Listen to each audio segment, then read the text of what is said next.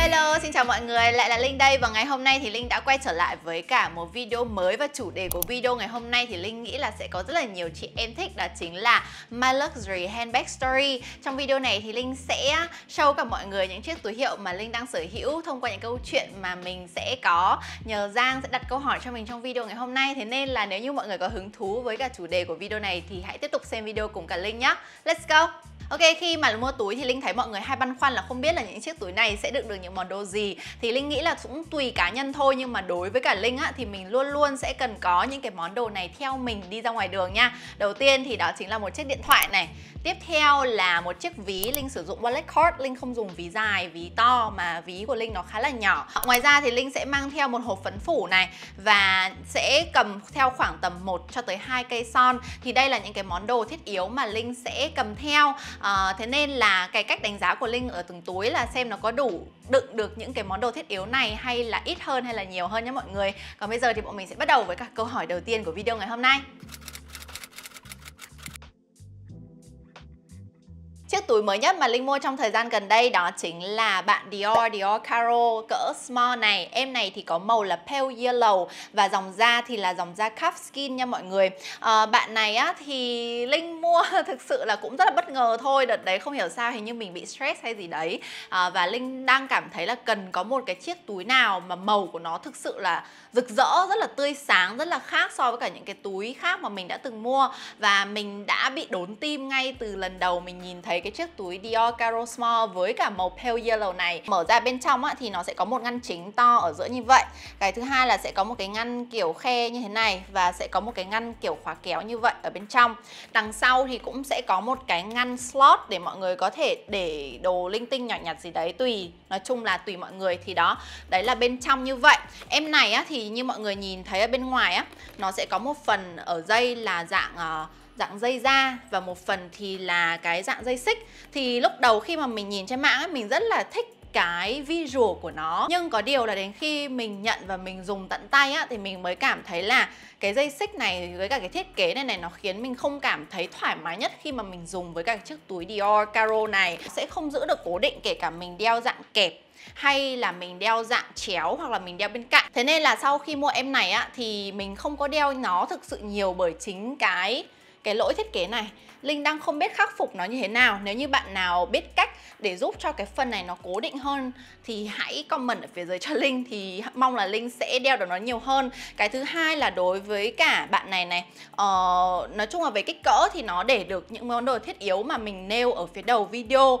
Mặc dù vậy thì cái chất da này calfskin ấy, nó lại cái phần trám ấy với cả cái phần da Linh cảm thấy nó khá là mềm hơn so với cả cái Dior Lady mà Linh đã mua từ rất là lâu rồi. Linh cảm thấy là mình phải nâng niu nó khá là nhiều. Nếu như bạn nào đang tính mua Dior Caro á, thì Linh nghĩ là có thể mọi người nên suy nghĩ hơn một chút, trừ khi là mọi người thích nó quá thôi nhá.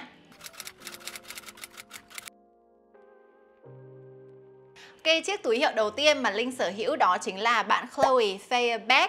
Em này thì là cỡ medium và màu của Linh mua là màu kiểu hơi xám xám lông chuột đó mọi người. Em này thì có chất da ở trên nắp là dạng suede bằng nhung và ở dưới thì là dạng da leather. Linh mua em này để kỷ niệm sau khi mà mình đã tốt nghiệp bằng thạc sĩ ở bên Mỹ, như là một cái phần thưởng dành cho bản thân sau rất là nhiều năm đi học ạ. Thế nên là Linh đã dùng tiền tiết kiệm của Linh trong rất là lâu trước đấy, trong cái thời gian mà mình đi làm, để mình mua cái chiếc túi hiệu này tặng cho bản thân trước khi mà mình trở về nước. Đó, thì đây là một cái chút câu chuyện đằng sau của em này. Em này thì cái đợt đấy Linh nhớ là cái hồi đấy nó rất là nổi. Chiếc túi này hồi đấy nó được gọi là chiếc túi trông kiểu gọi là chic, trông rất là phong cách nhất cái thời gian đấy và nhìn nó rất là kiểu thanh lịch ấy. Hồi đấy nó rất là hợp với cả cái phong cách của Linh. Bạn này á thì như mọi người nhìn thấy đấy, nó sẽ có một cái nắp khá là to như thế này. Cỡ của Linh mua thì là cỡ medium, bởi vì Linh nhớ hồi đấy cái cỡ small thì nó lại bé quá với cả Linh, thế nên là Linh quyết định mua một cái túi to. Đó, thì bên trong á nhìn trông nó có vẻ rất là kiểu mỏng như thế này thôi, nhưng nếu mà mọi người kéo nó ra thì nó sẽ như này này. và nó sẽ đựng được rất là nhiều. Mặc dù vậy thì mọi người cũng sẽ phải lưu ý về cái cách mà mọi người xếp, bởi vì lúc mà mọi người đóng lại nó có thể bị phồng quá hoặc là nó sẽ bị nặng trĩu. Ngoài ra thì sẽ có một cái ngăn khóa kéo ở bên trong như thế này nữa. Đó, để mọi người có thể để đồ hay là để gì đấy tùy mọi người. Nó rất là nặng luôn đấy mọi người, nó siêu nặng luôn. Bây giờ Linh cầm lên tay Hầm Linh cảm thấy chắc cũng kiểu gần 1 ký. Cảm thấy như vậy ở trên tay, nên nếu mọi người để thêm nhiều đồ thì nó sẽ nặng hơn rất là nhiều. Mọi người sẽ kiểu giấu cái dây này đi và mọi người sẽ cầm nó như một cái kiểu clutch to ấy. Nhìn kiểu trông khá là thời trang, nhưng mà Linh nghĩ là cầm cũng sẽ hơi nặng một xíu. Vậy nên là cách mình thấy tốt nhất đó chính là sử dụng như thế này nhá. Chiếc túi hiệu đắt nhất mà Linh sở hữu trong bộ sưu tập của Linh thì đó chính là bạn Chanel C19 Flat Bag này nhé mọi người. Em này thì Linh mua là cỡ small và nó có màu be. Đây là chiếc túi hiệu màu be duy nhất cũng như là đầu tiên mà Linh sở hữu, bởi vì trước đấy thì Linh toàn mua các túi mà màu đen thôi. Linh rất là nâng niu em này bởi vì cái màu này nó rất là xinh, và cái đợt đấy thì cái màu này cũng rất là khó để kiếm á. Thời điểm Linh mua cái túi này là khoảng tầm tháng 11 năm 2020. Trước đấy một vài tuần là Chanel chuẩn bị tăng giá, thế nên lúc đấy Linh cảm thấy là rất là thôi thúc để mua em này, bởi vì mình đã mong ước nó từ khá là lâu rồi. Đợt đấy Linh mua bạn này với giá là 118 triệu. Em này thì như mọi người nhìn thấy đấy, mặc dù nó là có tên là size small thôi nhưng nó không hề nhỏ một xíu nào nha. Nó đựng được đủ đồ thiết yếu của mình. Có một cái phần handle ở đây, và cái dây còn lại thì nó là vừa đan với cả dây da và vừa có cả khoen sắt. Và ở phần trên này thì sẽ có một cái phần đệm da ở đây để mọi người không bị đau vai khi mà mọi người đeo á. Thế nên Linh thấy cái thiết kế nó khá là tinh tế. Có một điểm mà Linh rất là thích của chiếc túi C19 này chính là cái phần biểu tượng Chanel 2 chữ C móc lại trong này thì nó cũng được thiết kế rất là tinh tế, là bởi vì nó sẽ kết hợp giữa cả da cũng như là cái phần kim loại ở đây như này, hay nhìn nó sẽ đặc biệt hơn so với cả những cái biểu tượng lồng chữ C khác của Chanel. Bạn này á thì cái chất da của nó sẽ là chất da lambskin nha mọi người. Chất da lambskin này của Chanel thì Linh thấy là nó rất là mềm, và khi mà sử dụng nhiều á và mọi người cầm á thì nó sẽ dần, Linh cảm thấy là nó sẽ kiểu dần bóng bóng lên hơn, không biết tại sao nữa. Và mặc dù thì nhìn bạn này á trông nó có vẻ như là mỏng mỏng thế thôi, nhưng mà thực tế á, Linh thấy là đựng được rất là nhiều. Mình sẽ cần phải mua thêm một cái gì đấy để mình giữ form túi, nếu không thì mình sẽ bị nhét nhiều quá và nó sẽ bị kiểu làm mất shape. Chiếc túi hiệu có giá rẻ nhất trong bộ sưu tập của mình đó chính là em Diorama Wallet on Chain này. Bạn này thì thực ra là bởi vì Linh mua là used, Linh mua đồ mua lại ở trên một cái group bán đồ thanh lý hàng hiệu cũng khá là nổi tiếng. Và bạn này thì Linh mua cũng trong cái thời gian mà Linh mới quay trở về Việt Nam, khoảng tầm hình như 2018 2019 gì đấy thì Linh mua em này. Bạn này thì là dáng wallet on chain, thế nên là nó sẽ có một cái dây rất là dài. Kể cả với cả chiều dài của Linh á, thì khi mà mọi người căng hết cái độ dài của dây ra thì nó cũng sẽ hơi dài một xíu. Lồng qua thêm một lượt nữa để nó giúp ngắn dây lại, và mình hay đeo ở phía bên cạnh người, hoặc là nếu mà dùng hết độ dài á, thì Linh sẽ đeo kiểu dạng là chéo. Còn lại khi mà mình đi tiệc á, thì Linh sẽ giấu cái dây sắt đấy đi và mình cầm nó như một cái clutch bình thường. Mặt sau ấy nó sẽ không có bất kỳ một cái khe rãnh nào hết, nhưng mà ở bên trong á thì nó sẽ có cái cấu trúc như thế này. Nó sẽ có một cái ngăn khá là lớn để mọi người có thể để những cái gì đấy mỏng mỏng chẳng hạn, và nó sẽ có rất là nhiều những cái ngăn slot giống như là những cái ví tiền á, thì để mọi người có thể để card, để thẻ này, để hóa đơn này, với cả nó sẽ có một cái ngăn nữa là ngăn khóa kéo, sẽ để vừa được điện thoại, nhưng nhìn chung thì nó sẽ mang được một vài đồ thiết yếu, nhưng mọi người phải sắp xếp lại và nó sẽ không mang được thêm gì nhiều quá nữa đâu. Cái phần này nếu như mà Linh không để đủ đồ trong này ấy, nó có cái độ phồng á, thì đôi lúc sẽ rất là khó để Linh có thể cài cái bạn này vào cho nó đúng khớp. Chiếc túi mà Linh sử dụng nhiều nhất hàng ngày là chiếc túi này nha mọi người. Đây là bạn Dior 30 Montaigne. Bạn này thì nó có dáng là box bag, là kiểu dáng kiểu hình chữ nhật. Em này á, thì như mọi người nhìn thấy thì đằng trước Linh cảm thấy rất là thích cái thiết kế này. Chữ CD trông nó rất là thanh lịch, và nói chung là nhìn nó khá là đơn giản thôi nhưng mà Linh cảm thấy rất là mê. Cũng sẽ có một cái slot để mọi người có thể slide đồ, cài đồ vào. Thường thì Linh hay gài điện thoại vào đây. Thực ra thì không nên gài điện thoại vào chỗ này đâu, bởi vì nó sẽ làm mất shape form túi của mọi người. Nhưng mà khi mà đi ra ngoài đường thì Linh cảm thấy rất là tiện khi mà mình nhét liền nó luôn vào đấy, mình đỡ phải mở cái nắp ở phía đằng trước ra. Có một cái ngăn to như thế này và cái chiều rộng của nó thì cũng khá là dày như mọi người nhìn thấy. Thế nên là bạn này sẽ đựng được đủ đồ thiết yếu của Linh, và nếu muốn thì có thể để thêm một vài món đồ khác nhỏ nhỏ xinh xinh ở bên trong mà cũng không quá là khó khăn. Có một cái ngăn khác kiểu dạng slot khe như thế này và một cái ngăn mà kiểu khóa kéo. Đặc biệt là ngăn này thì mình sẽ để được khá là nhiều những cái đồ linh tinh kiểu giấy tờ. Thì Linh luôn luôn recommend cho các bạn mà hay hỏi Linh là nên mua chiếc túi hiệu nào đầu tiên. Đối với Linh, khi mà mình mua túi hiệu thì ngoài cái việc là kiểu nhãn hiệu mình thích này hay là cái hình dáng, thì mình cảm thấy là nếu như mình dùng được nó nhiều nhất hoặc là dùng được nó một cách hữu ích nhất cho bản thân á, thì mình mới cảm thấy là chiếc túi hiệu đấy nó đáng tiền với cả mình. Thực sự là Linh có thể mặc đồ kiểu hơi casual hơn một chút cũng được, hoặc là Linh có thể mặc đồ hơi kiểu dressing up hơi lên một xíu thì nó vẫn đều thích hợp. Nếu như mọi người soi kỹ á, thì nó bị xước rất là nhiều, do là bởi vì Linh dùng nó hàng ngày và Linh rất là yêu mến nó. Và mặc dù là mình cũng cố bảo quản nó rất là tốt rồi, nhưng mà cũng không thể tránh được cái việc là mình kiểu làm xây xước nó trong cái quá trình mình sử dụng hàng ngày. Chiếc túi mà Linh có nhiều kỷ niệm nhất thì phải kể đến đó chính là bạn Chanel Mini 8 này, dòng vintage nha. Em này là một cái túi vintage mua lại rất là cổ và bây giờ hiện tại là rất hiếm luôn. Bây giờ có muốn mua cái em Chanel Mini 8 này cũng rất là khó. Thế nên Linh cảm thấy khá là may mắn khi cái thời điểm đấy mình đã kịp hốt em này với một cái giá Linh nghĩ là rất là tốt luôn. Lý do Linh mua bạn Chanel Mini 8 này là bởi vì trước khi mình đi cái chuyến brand trip cùng với cả Vichy đến Pháp, là bao gồm mình đi Paris này và mình cũng đi đến làng Vichy Town hồi đó. Thế nên là Linh cảm thấy là trời ơi, đến Pháp Linh muốn có một cái chiếc túi gì đấy rất là xinh xắn. Và tất nhiên là Chanel là cái brand đầu tiên mình nghĩ đến. Chất liệu là Cloth Skin nhé mọi người, và cái màu Linh mua là màu đen.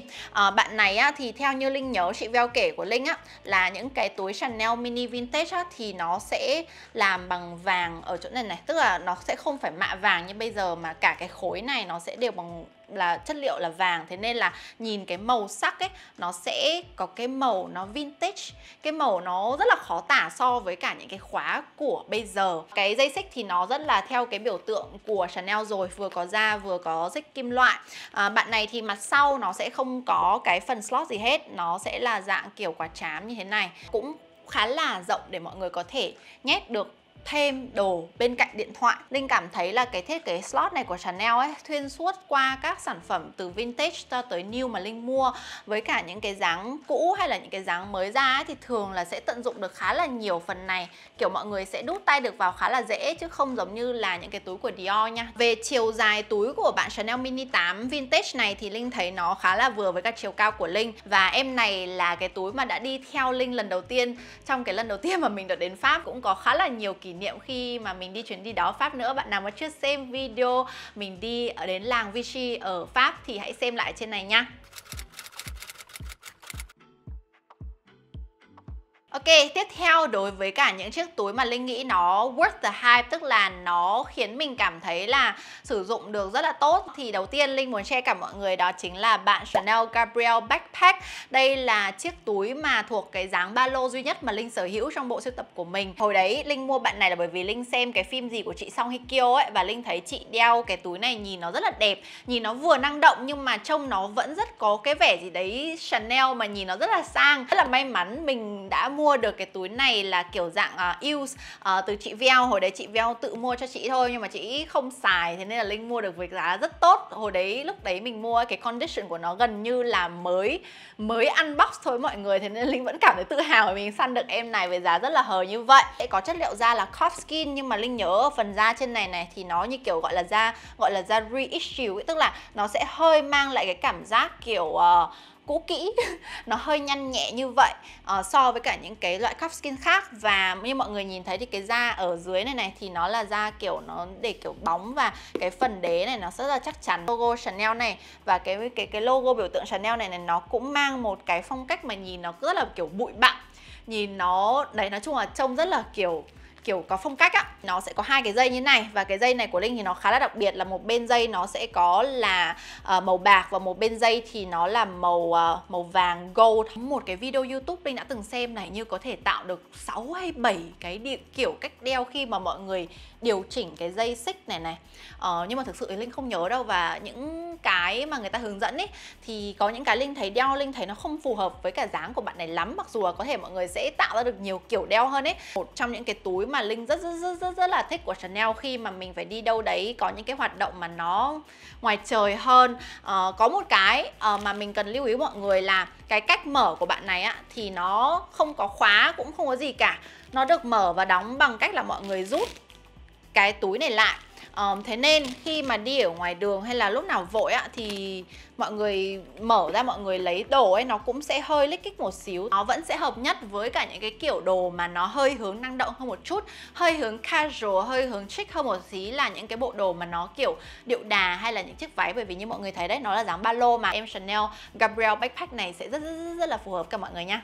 Ngoài em Dior Gabrielle backpack kia thì những cái túi khác mà Linh thấy nó rất là worth the hype đối với cả Linh đó chính là bạn Chanel C19 Flat Bag mà lúc nãy Linh có nói này. Tiếp theo là bạn Dior 30 Mountain dạng box bag như thế này. Có một em mà Linh chưa có nhắc nhiều với cả mọi người, đó chính là em Dior Lady, Dior Mini này. Cỡ của Linh là cỡ mini, màu thì Linh không nhớ lắm, nhưng mà lúc đấy Linh nhớ là nó một cái loại kiểu màu hồng đỗ, có tên là Rose Carnage cái gì đó. Chất da thì em này là chất da lambskin nha mọi người, nhưng mà không hiểu sao Linh cảm thấy là cái phần da này nó mềm hơn, nó bóng hơn, và nó không kiểu bị có cảm giác là kiểu texture hơi nhiều giống như là em Dior Caro kia. Là em túi đầu tiên full price mà Linh mua, mà lại còn mua chính tại Pháp. Em trên này thì nó lại dùng ok hơn là em trên Dior kia, là bởi vì nó có cái dây xích móc ở đây và nó dừng luôn ở đấy, không có phải khóa kéo ở đây mà nó sẽ là kiểu dạng flap leather, tức là mọi người sẽ dùng cái phần dây này ra, mọi người mở ra. Đấy thì thực ra với cả mini này nói thật là khi mà lấy đồ ấy thì nó sẽ hơi khó một xíu nha. Dùng mà nói thật là nó sẽ để được không hết toàn bộ đồ thiết yếu của mình một cách chỉn chu nhất. Nhưng mà đối với cả Linh thì em này vẫn là sản phẩm worth the hype nhất, sử dụng nhiều cũng như là kết hợp được với đồ và cái thời gian mà mình muốn ở bên cạnh nó ấy, thì Linh thấy nó khá là worth the hype, đúng với cả cái legend của nó từ trước đến giờ. Bởi vì khi mà đeo em túi này lúc nào mình cũng cảm thấy giống như kiểu một cô gái rất là kiểu lãng mạn, mơ mộng, và nhìn nó có một cái gì đấy nhìn nó rất là classic. Em này vẫn rất là worth the hype, và nếu như mọi người có điều kiện và muốn đầu tư vào một chiếc túi classic thì Linh vẫn recommend mọi người mua Dior Lady Dior nha.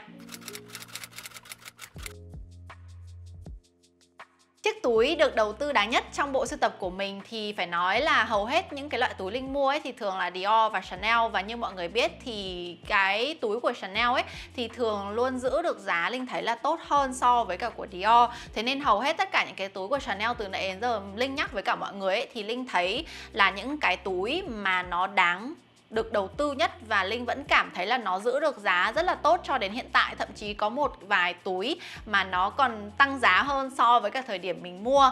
Nhưng trong tất cả những cái túi Chanel mà mình sở hữu thì có một chiếc túi mà Linh cảm thấy là mình kiểu hời nhất luôn.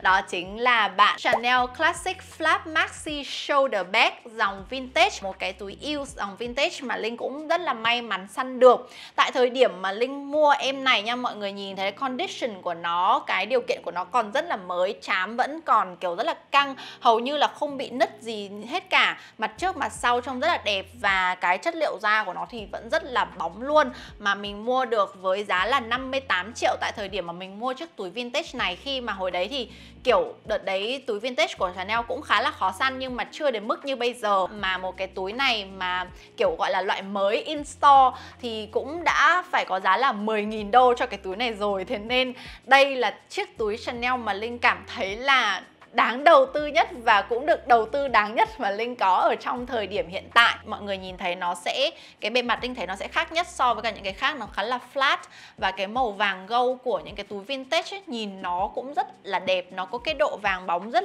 là kiểu cuốn hút luôn ấy. Đó là vẫn là dạng dây xích của Chanel thôi, vừa kết hợp với cả da, vừa kết hợp với cả kim loại nha. Em này thì mặt sau như mọi người nhìn thấy nó sẽ có một cái slot để mọi người có thể bỏ đồ.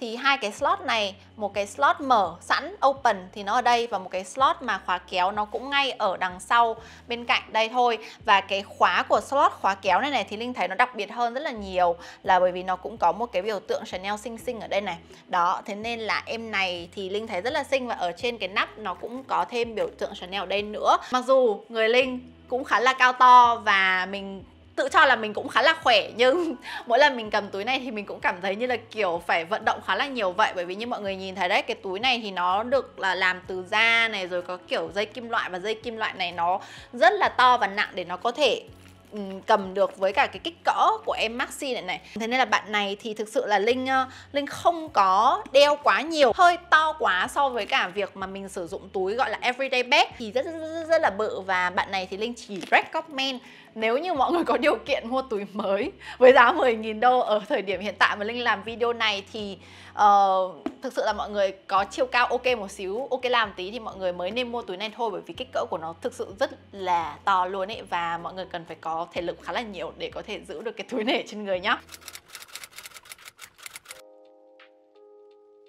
Nếu mà nhắc đến chiếc túi ít hữu dụng nhất trong bộ sưu tập của Linh thì Linh sẽ trao về đó chính là em Chanel Vanity Small Vanity with Chain này nhá. Em này thì Linh mua là màu light green, là màu kiểu hơi xanh lá cây pastel, rất là xinh. Linh mua đồng thời điểm với cả em Dior Caro màu vàng nhạt kia. Bạn này thì nó có chất liệu da là grain calfskin nha mọi người, và em này thì kích cỡ của nó rất là bé, nó sẽ có một cái small handle, một cái để kiểu mọi người cầm sách ở trên rất là xinh xắn như thế này. Và thực sự thì em này phải nói là đây là một cái chiếc túi mà Linh thích nhất trong thời điểm hiện tại. Nhưng vì sao? Nếu như mà mọi người xếp nó vào là cái độ hữu ích với cả cái giá tiền của nó thì thực sự là nó không phải là một chiếc túi hữu ích nhất về mặt là mọi người có thể đựng được những thứ thiết yếu ngoại trừ là make up. Bởi vì thực ra em này là một cái túi để mọi người đựng đồ make up thôi. Và như mọi người nhìn thấy thì đằng trước nó sẽ có một cái logo rất là xinh, sẽ có một cái giống như kiểu một cái gương nhỏ ấy. Thực ra Linh cũng không hiểu cái dụng ý của cái gương này để làm gì, như kiểu ok đây là một chiếc túi đựng đồ mỹ phẩm, thế nên là cũng sẽ nhét một xíu gương vào, nhưng mà cái thiết kế mình không thể mở nó hết ra được, thế mình cũng không hiểu là mình soi nó được kiểu gì ở đây. Mặt đằng sau cũng vậy, nó cũng có kích cước y hệt thôi. Đây mọi người mở ra, đây nó cũng như vậy. Đây mọi người có thể để được thuốc nhỏ mắt nha. Thế nên ví dụ như mình cầm em này đi thì mình chủ yếu là sẽ để kiểu 2 cây son và một cái thuốc nhỏ mắt của Linh. Còn kiểu tiền bạc với cả các thứ này nọ thì Linh sẽ bỏ mấy cái thẻ cũng như là tiền và Linh để ở ngay đằng trước như này, bởi vì mình lôi ra lôi vào cho nó dễ. Mình kết hợp được với rất là nhiều đồ khác nhau, từ điệu cho tới casual, và mặc dù cái màu của nó nhìn có vẻ khó sử dụng thế thôi, nhưng không hiểu vì sao nó vẫn rất là dễ kết hợp. Và bởi vì dáng của nó hình tròn á, thế nên là đeo với cái gì nó cũng hợp. Độ dài dây này đối với Linh thì nó là vừa, nhưng với bạn nào mà thấp hơn 1m6 thì Linh nghĩ là nó sẽ hơi dài. Mọi người kiểu cần một cái túi để đựng đồ make up nhỏ xinh, cũng như là có thể bỏ thẻ của mọi người vào, thì mọi người vẫn có thể mua được cái túi này. Nếu như mọi người không quá lo lắng về vấn đề gọi là kiểu hữu ích về mặt kinh tế á, thì em này vẫn rất là đáng mua nha.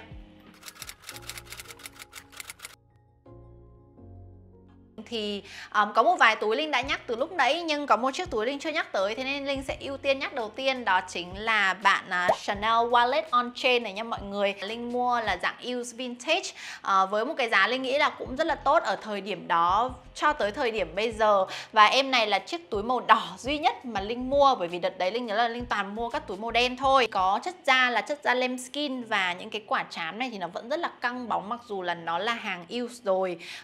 Cái thiết kế thì như mọi người nhìn thấy dây xích vẫn rất là classic của Chanel, không có gì lạ. Mặt đằng sau thì nó sẽ có một cái slot nhẹ để mọi người có thể để kiểu chắc là vừa được giấy tờ thôi, hoặc là receipt, hóa đơn khi mọi người đi mua sắm. Bên trong thì nó cũng sẽ có cái thiết kế wallet on chain, nhưng mà nó sẽ khác với cả em Dior nha mọi người. Ở đây khi mọi người mở ra thì sẽ thấy bên này nó sẽ có một cái khóa như này. Linh cũng không biết là để gì, maybe là để tiền xu hoặc là cái gì đấy. Xong rồi ở đây thì sẽ có một cái ngăn nữa, cũng khá là rộng. Xong rồi giữa cái ngăn đấy thì lại có một cái ngăn là để kiểu khóa kéo. Ở đây có 1, 2, 3 cái slot liền. Linh không có gì chê về ngoại hình cũng như là kiểu cái chiều dài, chiều rộng cũng như là cách để của bạn này. Bởi vì bạn này đối với Linh thì nó cũng để được khá đủ những cái đồ thiết yếu của Linh. Không phải là hết, nhưng mình có thể sắp xếp và xếp vừa được. Mặc dù vậy, em này Linh vẫn phải cho vào trong phần những cái chiếc túi mà nó không thực sự thoải mái nhất khi sử dụng, bởi vì cái dây này của Chanel Wallet on Chain ấy, hình như là nó nổi tiếng là rất dài. Linh chiều cao của Linh khá là ok, nhưng mà nó vẫn rất là dài đối với cả Linh. Làm cách nào đi chăng nữa khi mọi người sử dụng và mọi người mở ra thật sự thì nó sẽ rất là kiểu khó và hơi kiểu bất tiện. Hay tròng cái dây này vào nhiều này. Thế nên mọi người, nếu mà mọi người để ý ấy, thì cái phần da này tất nhiên là nó là da lambskin ấy. Khi mà nó có tác động lực của cái dây kéo đây thì nó sẽ hơi bị kiểu cong lên và nó mất đi cái shape ban đầu của cái túi. Bạn nào thích ấy, thì Linh nghĩ là nên mua dạng kiểu gọi là grain calfskin hơn, thì nó sẽ cứng cáp hơn ở cái phần này và nó sẽ không bị xước hoặc nó sẽ không bị mất shape. Thế nên là em này thì vẫn là trong danh sách những cái túi mà Linh cảm thấy là nó không thực sự thoải mái nhất nha.